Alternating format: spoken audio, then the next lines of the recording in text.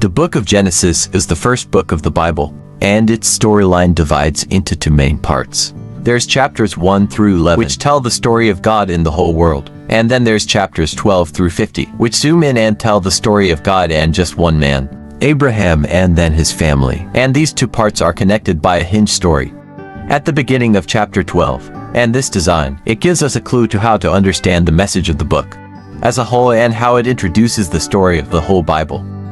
So the book begins with God taking the disorder in the darkness, described in the second sentence of the Bible, and God brings out of it order and beauty and goodness. He makes a world where life can flourish, and God makes these creatures called humans, or Adam in Hebrew. He makes them in his image, which has to do with their role and purpose in God's world. So the humans are made to be reflections of God's character out into the world, and they're appointed as God's representatives to rule his world on his behalf, which in context means to harness all of its potential, to care for it and make it a place where even more life can flourish. God blesses the humans, it's a keyword in this book. And he gives them a garden, like a place from which they begin starting to build this new world. Now the key is that the humans have a choice about how they're gonna go about building this world, and that's represented by the tree of the knowledge of good and evil. Up till now, God has provided and defined what is good and what is not good. But now, God is giving the humans the dignity in the freedom of a choice. Are they going to trust God's definition of good and evil? Or are they going to seize autonomy and define good and evil for themselves? And the stakes are really high. To rebel against God is to embrace death, because you're turning away from the giver of life himself. This is represented by the tree of life. And so in chapter 3, a mysterious figure, a snake, enters into the story. The snake's given no introduction, other than it's a creature that God made. And it becomes clear that it's a creature in rebellion against God, and it wants to lead the humans into rebellion and their death. Snake tells a different story about the tree and the choice. It says that seizing the knowledge of good and evil are not going to bring death, that it's actually the way to life and becoming like God themselves. Now the irony of this is tragic, because we know the humans, they're already like God. They were made to reflect God's image. But instead of trusting God, the humans seize autonomy. They take the knowledge of good and evil for themselves, and in the instant the whole story spirals out of control. The first casualty is human relationships. The man and the woman, they suddenly realize how vulnerable they are now. They can't even trust each other, and so they make clothes and they hide their bodies from one another. The second casualty is that intimacy between God and the humans is lost. So they go and run and hide from God. And then when God finds them, they start this game of blame shifting about who rebelled first. Now right here, the story stops. And there's a series of short poems where God declares to the snake, and then to the humans, the tragic consequences of their actions. God first tells the snake that despite its apparent victory, it is destined for defeat. To eat dust, God promises that one day, a seed or a descendant will come from the woman, who's going to deliver a lethal strike to the snake's head.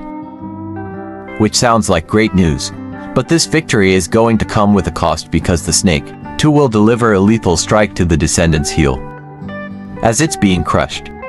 It's a very mysterious promise of this wounded victor. But in the flow of the story so far, you see this is an act of God's grace. The humans, they've just rebelled. And what does God do? He promises to rescue them.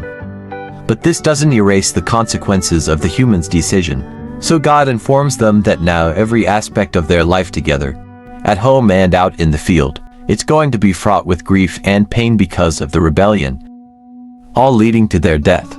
From here the story then spirals downward.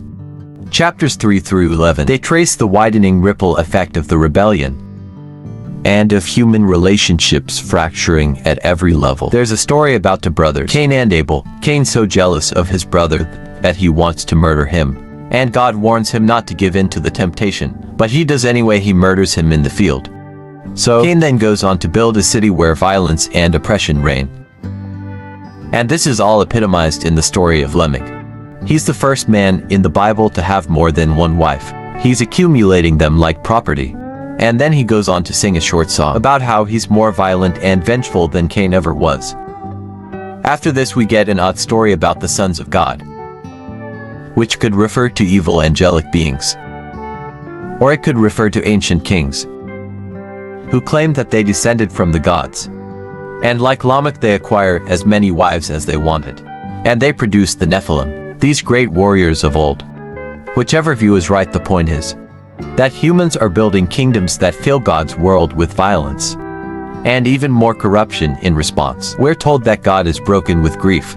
Humanity is ruining his good world, and they're ruining each other. And so out of a passion to protect the goodness of his world, he washes it clean of humanity's evil with a great flood. But he protects one blameless human, Noah and his family, and he commissions him as a new Adam. He repeats the divine blessing and commissions him to go out into the world.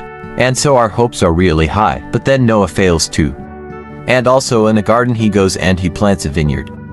And he gets drunk out of his mind. And then one of his sons, Ham, does something shameful to his father in the tent. And so here we have our new Adam, naked and ashamed just like the first. And the downward spiral begins again. It all leads to the foundation of the city of Babylon. The people of ancient Mesopotamia, they come together around this new technology. They have the brick and they can make cities and towers bigger and faster than anybody's ever done before. And they want to build a new kind of tower that will reach up to the gods. And they will make a great name for themselves. It's an image of human rebellion and arrogance. It's the garden rebellion, now writ large, and so God humbles their pride and scatters them. Now this is a diverse group of stories, but you can see they're all exploring the same basic point. God keeps giving humans the chance to do the right thing with his world, and humans keep ruining it.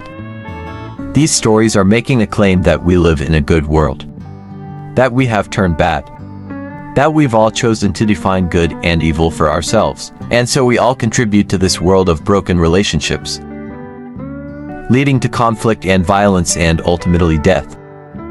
But there's hope. God promised that one day a descendant would come, the wounded victor who will defeat evil at its source. And so despite humanity's evil, God is determined to bless and rescue his world. And so the big question, of course, is what is God going to do? And the next story, The Hinge, offers the answer, but for now, that's what Genesis 1 through 11 is all about.